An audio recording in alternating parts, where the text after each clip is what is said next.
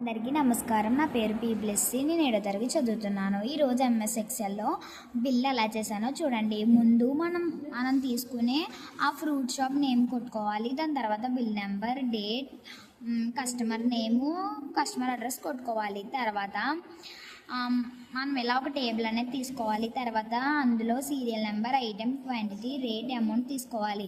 Serial numbers వేసుకున్న తర్వాత ఎన్ని ఐటమ్స్ తీసుకున్నామో వేసుకోవాలి. తర్వాత క్వాంటిటీ అంటే మనం ఎన్ని తీసుకుంటున్నామో చేసుకోవాలి. తర్వాత ఆ అమౌంట్ ఇప్పుడు మనం అమౌంట్ ఎలా చేయాలో చూడండి. ఈజ్ ఈక్వల్ టు క్వాంటిటీని సెలెక్ట్ చేసుకొని ఇంటూ పెట్టుకున్న తర్వాత రేట్ని సెలెక్ట్ చేసుకొని ఎంటర్ కొడితే వస్తుంది. అలాగే అందరికీ రావాలంటే బ్లాక్ సింబల్ వచ్చిన తర్వాత డబుల్ క్లిక్ చేస్తే అందరికీ వస్తుంది.